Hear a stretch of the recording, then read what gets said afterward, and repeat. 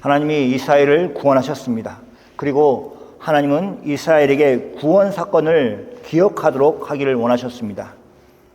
하나님이 그것을 말로만 요구하신 것이 아니라 이스라엘이 구원 사건이 있은 후에 그것을 기억하도록 하는 장치를 주셨습니다.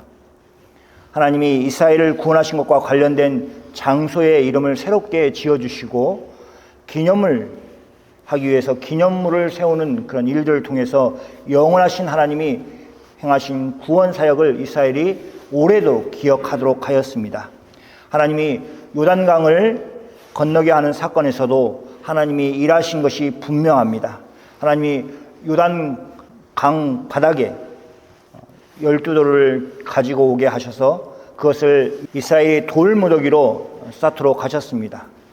이스라엘이 하나님의 은혜로 요단강을 건넜다는 것을 오랫동안 후세까지도 하나님이 그렇게 하셨다, 일하셨다 하는 것을 알도록 하신 것입니다.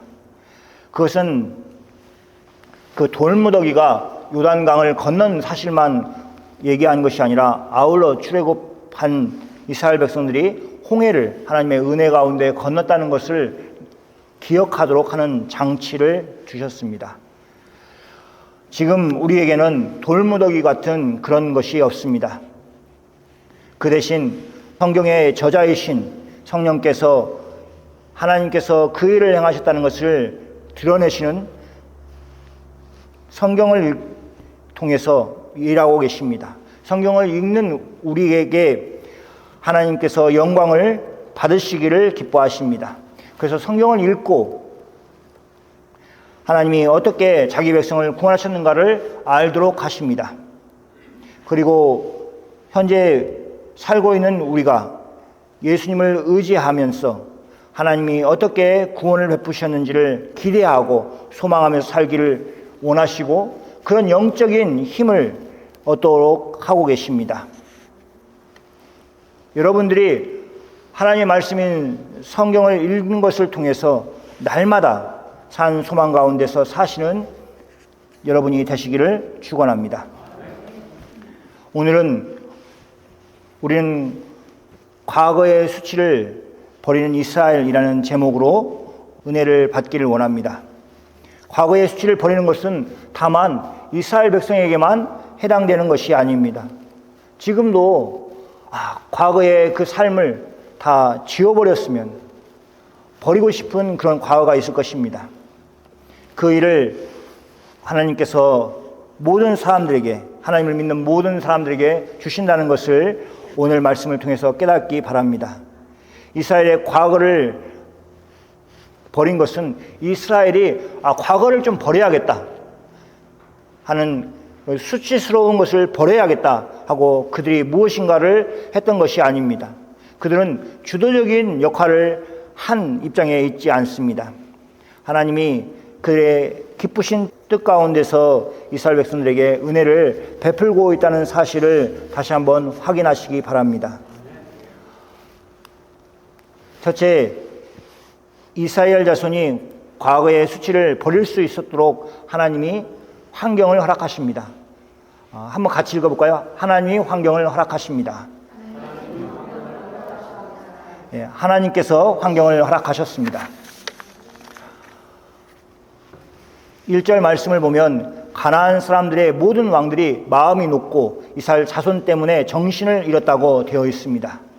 그러니 그들이 이스라엘 자손들을 쳐서 죽이고 하는 것들을 염두에 두고 생각할 수가 없었습니다. 그럴 엄두가 나지 않았습니다.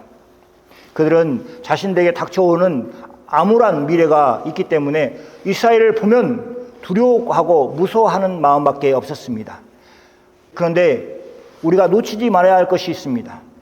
그들이 이스라엘 자손들이 잘 무장한 사람들이기 때문에 정신을 잃어버리고 두려워하였던 것이 아닙니다.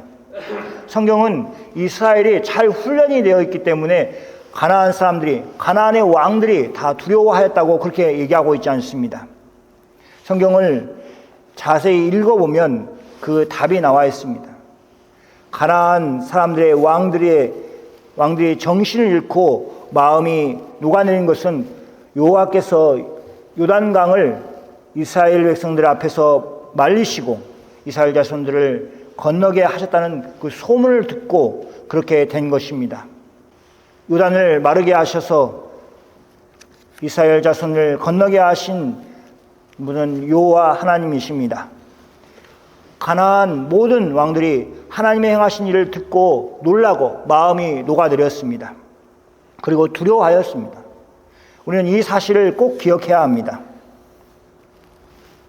하나님의 역사가 크시기 때문에 이스라엘 백성들이 가나안 땅에 들어갔을 때 가나안 모든 왕들이 그들을 두려워하였습니다. 물론 그 역사 가운데서 이스라엘 백성들도 하나님의 은혜 가운데 은혜를 받은 사람들이었습니다. 그래서 이스라엘을 두려워하였습니다. 우리는 하나님께 은혜를 받은 사람들입니다. 하나님께서 예수님 안에서 우리를 구원하여 주셨습니다. 그리고 하나님은 우리를 이스라엘 안에서 예수님 안에서 날마다 매일마다 은혜를 베푸고 계십니다. 그리고 단지 우리가 은혜를 받은 입장이라는 것 때문에 사람들이 우리를 통해서 하나님을 보기 때문에 우리를 존경하고 우리를 크다 그렇게 생각하고 있다는 사실을 기억하시기 바랍니다. 이스라엘이 가나안인들에게 유업을 당하도록 이스라엘을 그냥 두지 않으셨습니다. 하나님께서는 그들이 이스라엘을 두려워하도록 환경을 만들어 주셨습니다. 이스라엘이 어떻게 해서 만들어진 환경이 아니라 하나님이 이스라엘을 그런 환경 가운데서 살 수 있도록 만들어 주셨습니다. 이 말씀을 듣고 있는 우리에게도 하나님께서 그런 역사적인 과거의 수치를 버릴 수 있는 환경을 허락하여 주시기를 소원합니다. 두 번째, 이스라엘 자손들이 과거의 수치를 버릴 수 있도록 하나님이 다시 언약을 세우셨습니다. 같이 한번 해볼까요? 하나님이 다시 언약을 세우셨습니다. 해보겠습니다. 예, 하나님께서 가나안 모든 나라 왕들이 하나님이 이스라엘을 위하여서 행하신다는 것을 듣고 마음이 녹게 되었습니다. 이스라엘 때문에 정신이 없었습니다. 바로 그때 가나안 왕들이 이스라엘을 두려워하여 정신이 없을 때에 하나님께서 이스라엘을 다 할례를 행하도록 여호수아에게 명령하셨습니다. 하나님께서 이스라엘 자손들에게 할례를 행하라 할 때에는 언뜻 들으면 하나님이 명령하셨다, 하나님의 명령이다 이렇게 생각할 수 있습니다. 그러나 할례가 맨 처음 행해졌을 때에 왜 할례를 행하였는지를 생각해 보면 그것은 하나님의 약속입니다. 하나님의 약속이 아브라함에게 주어졌습니다. 하나님이 아브라함의 약속한 모든 것들을 아브라함과 그의 자손들에게 몸의 흔적으로 가지고 있도록 할례를 행하셨습니다. 그래서 요단을 건너는 이스라엘이 할례를 행하였던 것은 다시 한번 하나님께서 이미 그들에게 하신 약속을 기억하도록, 몸에 기억하도록 그렇게 행하신 것입니다. 구약의 할례가 성례가 되고 성찬입니다. 성찬을 할 때마다 우리는 하나님께서 약속하신, 예수 그리스도 안에서 우리에게 약속하신 것들을 다 기억하고 있습니다. 그러니까 이스라엘 백성들은 뭐냐? 할례를 해서 아이가 태어났을 때 할례를 할 때에 그 하나님, 아브라함에게 하셨던 하나님의 약속을 기억하고 그것을 되새겼습니다. 그러니까 그것을 다시 기억하도록 몸에 증거로 가질 수 있도록 그렇게 이스라엘에게 할례를 행하게 하신 것입니다. 그래서 이스라엘이 행한 것은 단순히 할례가 아니었습니다. 그것은 하나님과의 약속을 다시 세우는 것이었습니다. 물론 하나님이 이스라엘 백성들에게 그의 약속에 충실하셨습니다. 광야에서도 충실하시고 애굽에 출애굽할 때에도 그때도 충실하셨습니다. 하나님은 늘 약속에 충실하신 하나님이십니다.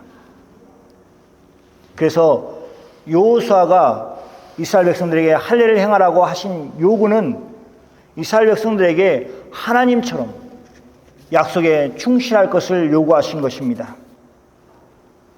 이스라엘 백성들이 광야 40년 동안 할례를 행하지 못한 것은 장소가 광야였기 때문에 할례를 행할 수 없는 장소였기 때문이 아니었습니다.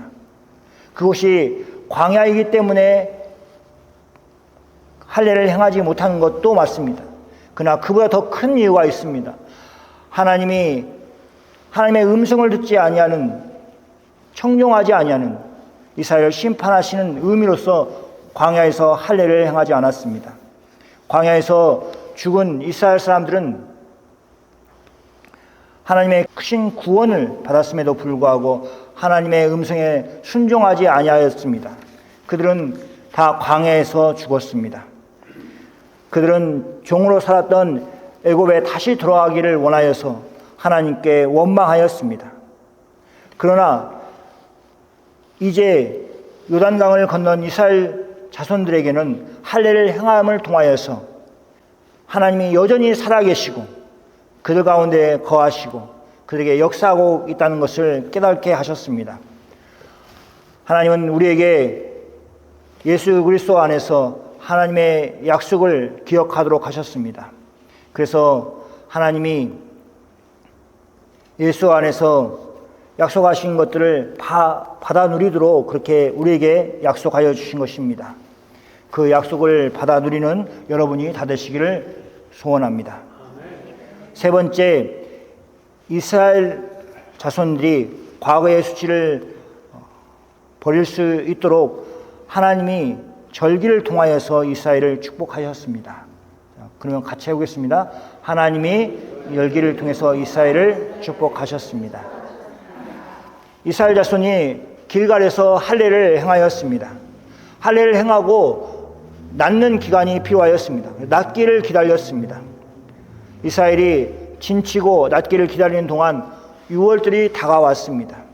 그래서 이스라엘이 길갈에서 유월절을 지켰습니다. 유월절은 이스라엘에게는 새로운 역사가 시작되는 그 날을 기념하는 날입니다. 하나님이 애굽에서 종살이를 하는 이스라엘을 구원하신 날을 기념하는 날입니다. 이제 이스라엘은 광야 생활이 아니라 하나님이 약속하신 젖과 꿀이 흐르는 가나안 땅의 생활을 시작해야 했습니다. 그때 유월절이 되어서 유월절을 지켰습니다. 그들에게는 더 큰 의미가 있었을 것입니다. 하나님이 우리에게 애굽을 버리고 구원하셔서 이렇게 지키게 한 그 유월절을 다시 지키는 것입니다. 그러니까 애굽이 아니라 가나안 땅에서 살게 하신 것이 얼마나 감격스럽고 감사한 일인지 알 수가 없습니다. 유월절 다음 날 바로 무교절이 이어지는 날입니다. 무교절을 7일 동안 지켰습니다. 그때 광야에서 만나를 먹었던 이스라엘 사람들은 가나안 땅의 소출을 먹었습니다. 가나안 땅에서 소출을 먹음으로 광야에서 먹었던 만나를 먹은 대신에 그것을 먹을 수 있도록 그렇게 하나님이 하여 주셨습니다. 하나님이 가나안 땅에서 미리 이스라엘 자손들을 위해서 소출을 준비하셨습니다. 그것을 먹을 수 있었던 이스라엘 자손들은 하나님께 영광을 돌렸을 것입니다. 하나님이 준비하신 가나안 땅의 소출을 보고 먹고 하는 그 모든 것이 진정으로 하나님이 애굽의 수치를 버릴 수 있도록 이스라엘에게 허락하신 일이었습니다. 과거 애굽에 살았던 사람들이 가나안 땅에 소출을 먹으면서 다시는 애굽을 생각하지 않게 되었습니다. 하나님이 주신 복을 누리면서 가나안에 살고 있는 이스라엘 사람들이 애굽의 수치를 기억할 필요가 없었습니다. 유월절과 무교절에 하나님 앞에서 가나안 땅에 소출을 먹은 이스라엘 백성들이 놓인 위치가 그랬습니다. 사랑하는 성도 여러분, 과거의 수치를 여러분 스스로 지워버리려고 노력할 필요가 없습니다. 부단히 노력을 해도 없어지지 않는 것입니다. 오늘 말씀을 보듯이 하나님이 우리를 위해서 일하십니다. 우리는 하나님의 일하심을 알고 하나님께 영광을 돌리고 하나님께 감사를 드리는 삶을 살면 되는 것입니다. 장차 여러분이 하나님께 받을 영광이 크기 때문에 여러분이 가지고 있는 모든 수치를 다 가리고 남을 정도로 큰 영광을 받을 것입니다. 과거의 수치를 가리기에 멈추지 않고 머무르지 않고 오히려 뒤에 던져 아무것도 기억할 필요가 없도록 하나님이 우리를 만들어 주실 것입니다. 그러므로 우리가 힘쓸 일은 하나님의 기뻐하신 일이 무엇인가를 알고 그 일에 온 힘을 써서 그 일을 해야 될 것입니다. 우리에게 한 달 조금 넘게 부활절이 다가오고 있습니다. 하나님 아버지께서 우리에게 예수님을 주신 사건을 기념하는 절기입니다. 온 교회가 십자가에서 피 흘려 죽으신 예수님께 주목해야 합니다. 온 교회가 죽음의 권세를 이기시고 죽음 가운데서 다시 살아나신 예수님의 세상 가운데서 복음의 빛을 전하는 여러분이 다 되시기를 축원합니다. 아멘.